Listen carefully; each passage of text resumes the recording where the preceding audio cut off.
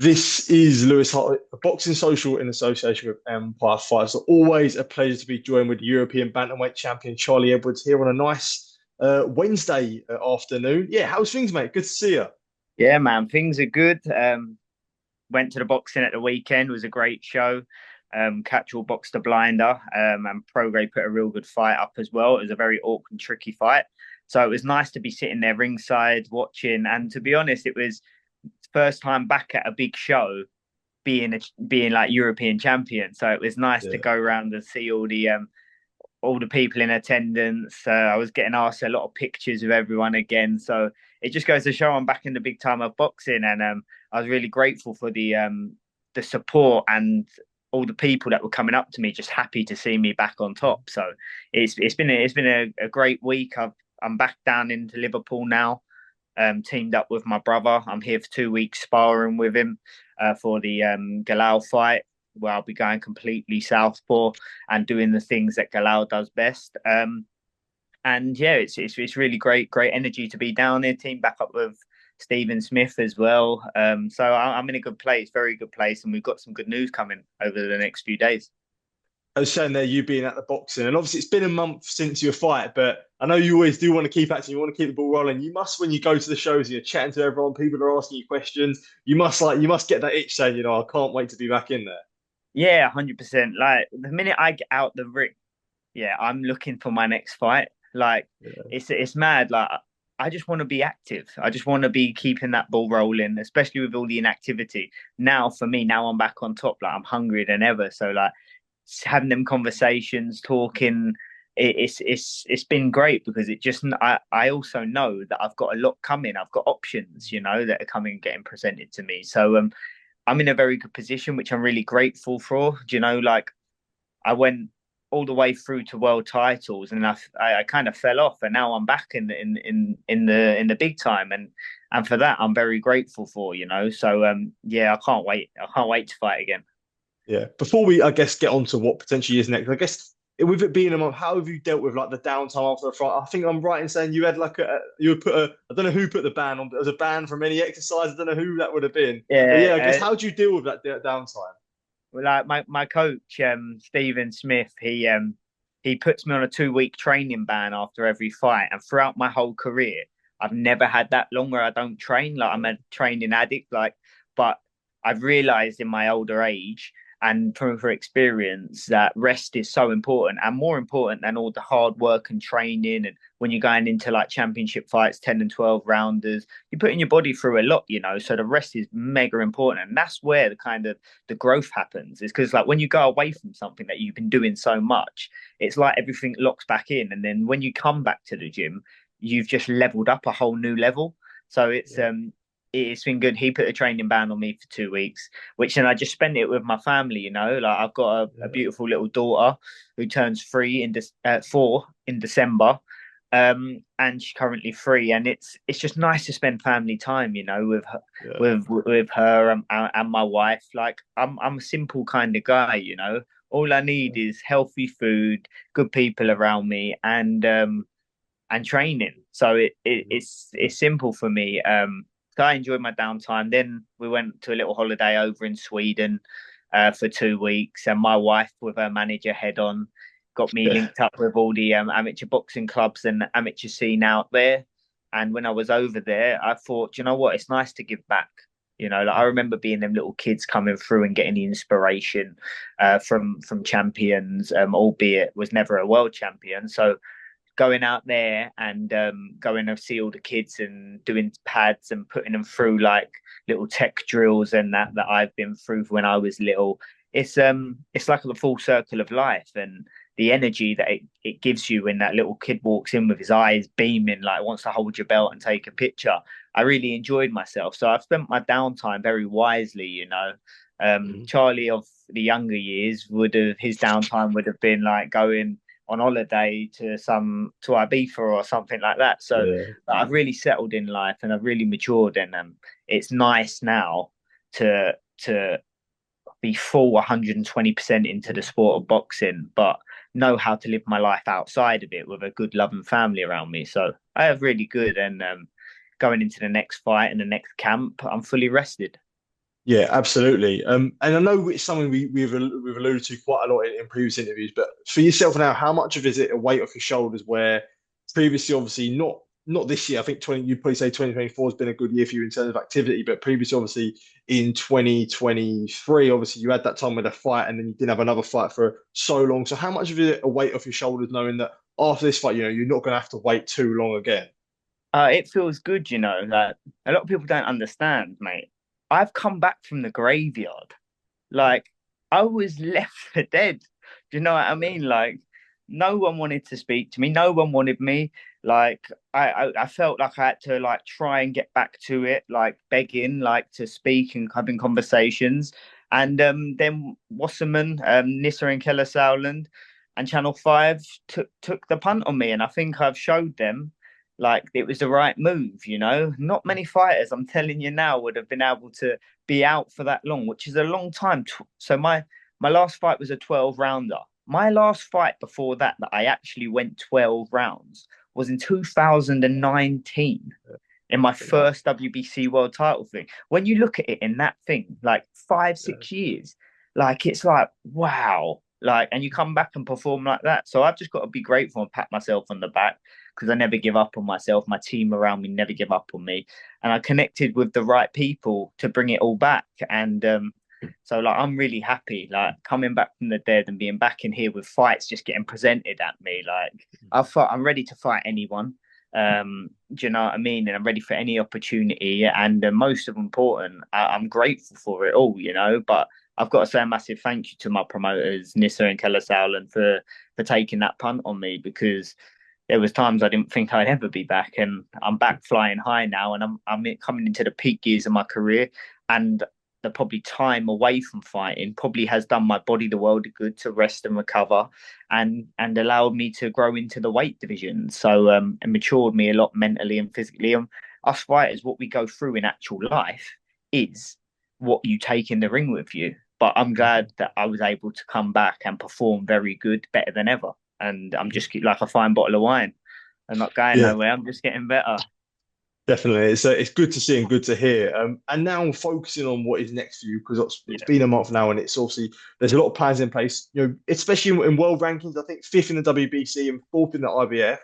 But also you do have a mandatory in Paul Butler with the European title. Yeah. So yeah, there's a lot of options for yourself. So I guess for yourself, it's a good time to have not just one option on the table, but multiple options on the table. Yeah, yeah, definitely. One question I want for you. Do you think Paul Butler will fight me? I don't like, I don't know. I think, as we said, we previously spoke about before, I think because of everything that we speak about, I'll probably be doubtful of that fight. But I guess it's a question I would sort of pin back to yourself. Do you think Butler would fight yourself? Well, we're going to find out tomorrow, aren't we? Okay. Because tomorrow is the purse bids, and Wasserman are sending someone there, and they've told me that they're going to go for the purse bids.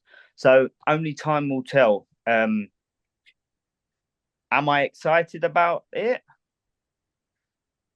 I don't really think he's going to fight me. Personally, I don't.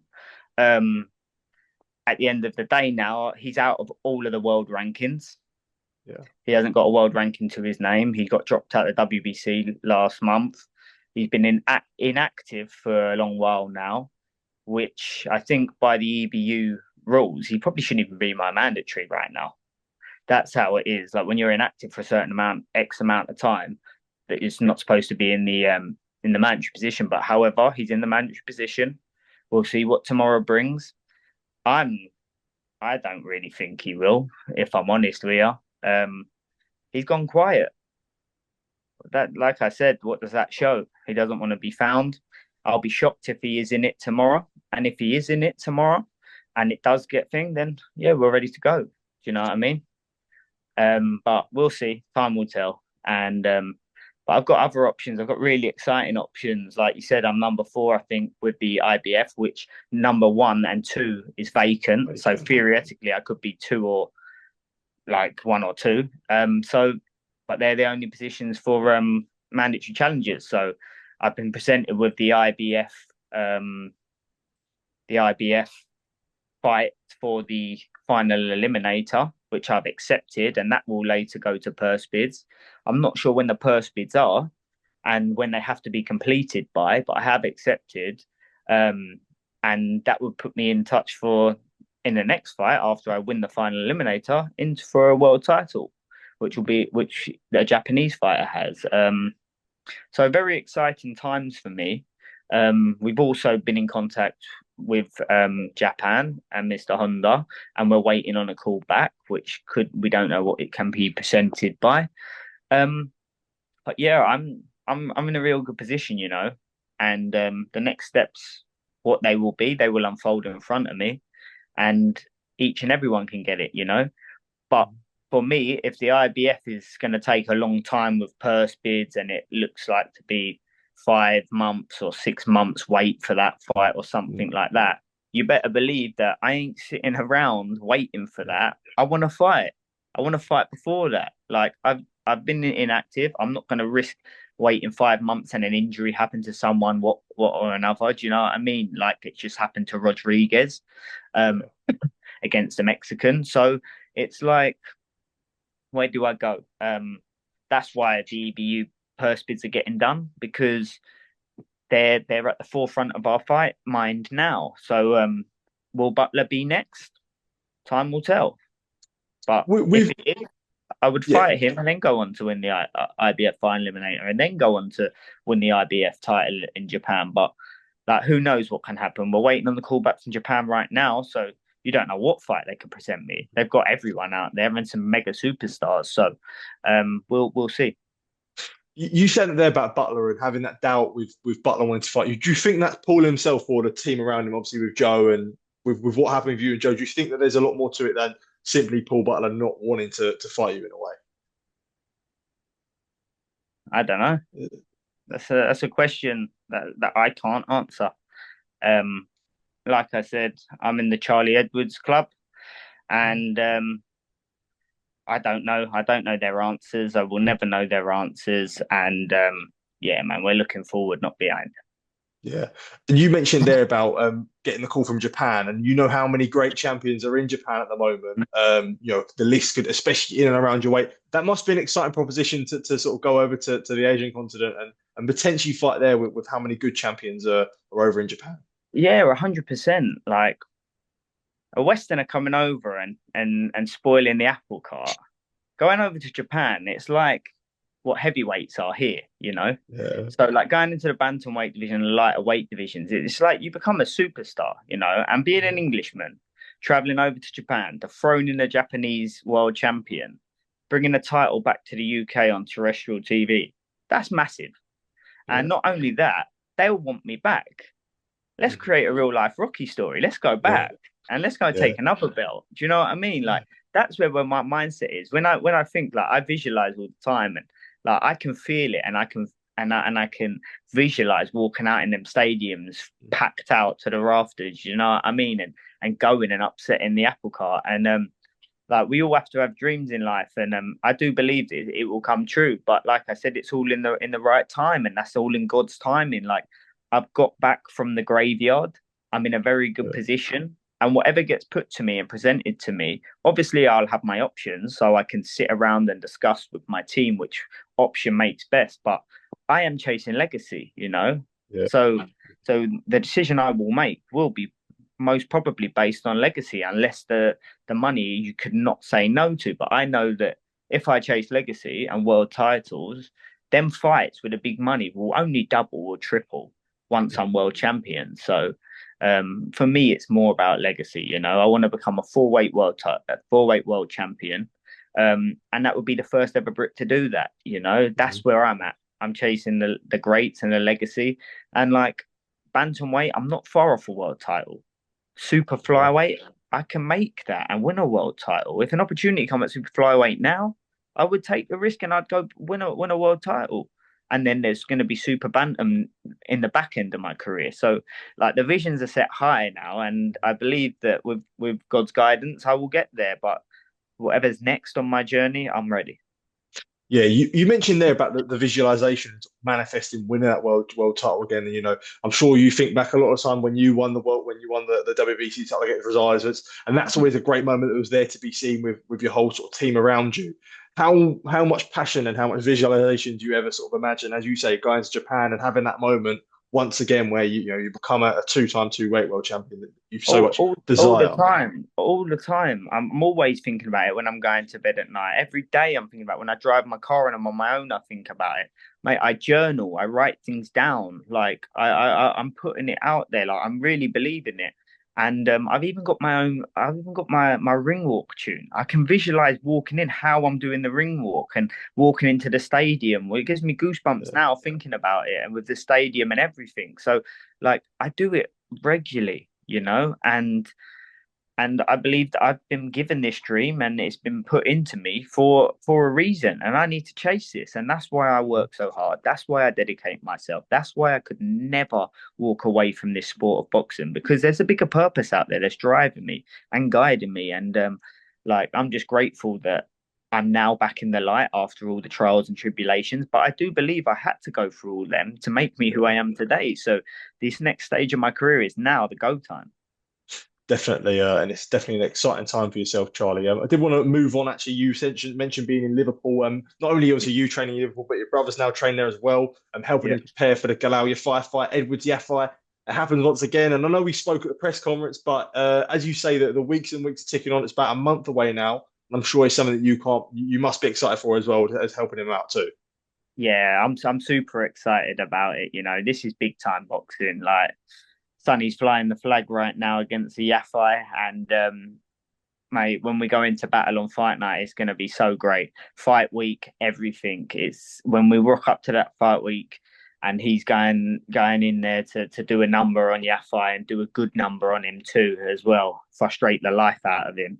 It's going to be it's going to be a great week, one that we're going to hold very tight and dearly and probably speak about for decades upon decades. We'll probably be sitting there when we're 70 or something saying, remember that week? Like we Yeah, even do that now about the fight week with me and Thomas Asomba. So like these are memories that are going to last with us for a lifetime. He's firing, he's looking great, and he's ready. He's ready. He yeah, knows what's at stake, and when what's at stake is realised, lifts you to a whole new level. Like Galal's going to bring the heat. He's going to come, but Sonny's going to be that smart one step ahead of him every time. And Sonny is too experienced for Galal. Like the more I look at it and more I read into it, Sonny's been there, done it, done the rounds, mate. This is his first 12 rounder. Yeah, yeah. he's never been in against someone who moves their feet. If someone moves their feet in the slightest, he comes unstuck. Mate, Sonny Edwards is all wrong for Galal Yafai, and they're going to find out. Yeah. I wanted to ask you about that promo that was put out. Obviously, you yourself was involved in it in a way where talks about sort of the family blood and sort of build up to it. How I guess for myself, I got goosebumps, and Yeah. I'm not a family member. It must have been brilliant for you to see as well. Mate, it made me like a Cheshire cat. We were sitting there and I was watching it and I was just like goosebumps all over me. And I was thinking, wow, us two little boys from Croydon who used to share a room playing fight night back in the day, yeah, has gone and made a movie of their lives. We sat there Mhm. talking, discussing things like sharing a room, like laughing, joking when we're going to be world champions, this and that. We've even made it onto Undisputed, a video Yeah, game out now on Xbox and PS5. So go check it out. And it's just like this kind of stuff that's happening in our life. It's just like we're in a movie. It's crazy yeah.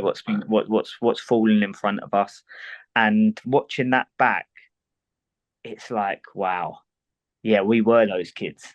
That's Mhm. what happened, and look at us now. And it was a proud moment for the Edwards family. Yeah, you mentioned that there about it. Feel like you feel like you've been in a movie. Is it important to embrace that? Like even in the trials and tribulations, you know that like you embrace sort of the all of Yeah, it. yeah, 100%. At the time when I was going through all that kind of stuff, like man, I was thinking the whole world was against me. That was the mindset, and I just had to keep waking up and just go cracking on, cracking on, cracking on. But when I started opening my mind and having faith in the Lord, like why, why is this happening? And then I changed my mindset from why is this happening to me and then changed it to this is happening for me, because Yeah, once I get through this, I'm a much stronger character. I learn more about the boxing business. Like now I'm managing myself, like it's leveled me up and matured me in a way that being in a career just like this would never have matured me. So I've got to be grateful for it, you know. Um, yeah, it's a funny old old life we live. Like we only learn from mistakes, and we only learn and develop through hard times. And like that's why I say if anyone's going through hard times, it will get easier. The time shift will go. What you've asked for is probably giving you the tough times. Do you know what I mean? Because you need to develop to be where you want to be.